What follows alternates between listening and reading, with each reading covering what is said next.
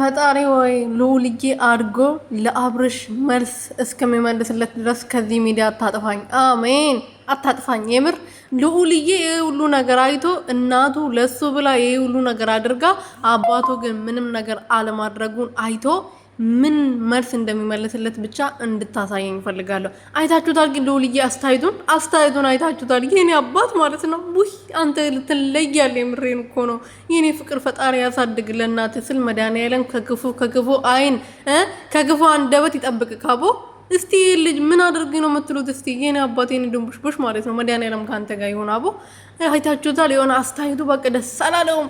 የሆነ ነገር ደስ የማይን ነገር ሲፈጠር ጭቅጭቅ ሲፈጠር ምናምን ኮስተር ብሎ ነው የሚያያቸው። እና በተለይ ቡዜ የምትባለው ሴትዮ ዳኒ፣ ሄርሜላ፣ ሌሎችን እንደዚህ ሩቲን የሚያኩ ሰዎችን አይወዳቸውም።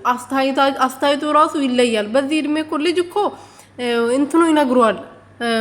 የሆነ ውስጡ የሆነ ነገር ይለዋል። ደስ የሚል ነገር ሳይ ይስቃል ልጅ። የሚያስቅ ነገር ሳይ የሆነ ደስ የሚያሰኝ ነገር ሳይ ይስቃል። ግን የሆነ የሚያሳዝን ቦታ ላይ ሲሆን ይሄን ፎቶ አስታውሳችሁታል። ዳኒ መጥቶ ሩትዬን እየጨቀጨቀ ነበር እዛ ጋርና አስተያየቱን ፊቱን አብላሽቶ ነበር ሲያየው የነበረውና ፈጣሪ ለዚህ ልጅ ሲል ራሱ እናንተን ከነሱ ህይወት አስወጥቶ እስቲ ሰላማዊ ህይወት እንደሚኖሩ ተስፋ እናደርጋለን።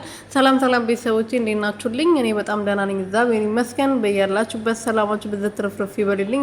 ለዚህ ቻናል አዲስ የሆናችሁ ሰብስክራይብ፣ ሼር፣ ላይክ እያደረጋችሁ ቤተሰብ እንድትሆኑ በትህትና እየጠየቅኩኝ እንግዲህ ልዑልዬን በደንብ አድርጋችሁ አይታችሁ ከሆነ ማለት ነው የኔ አባት የሆነ ነገር ጥቅጥቅ ምናምን ሲኖር እንዴት እንደማያያቸው በቃ የሆነ ልጅ እኮ ነው። ልጅ የሚያስቅ ነገር የሚያስናና ነገር ነው የሚፈልገው። እና አብርሃም አንተ ግን ምን አይነት ፍጥረት ምን አይነት ጅብ ከየት ነው የወጣው? ግን እንዴት ምን አይነት ቤተሰብ ውስጥ ግን ያደግከው? በስመ አብ ወወልድ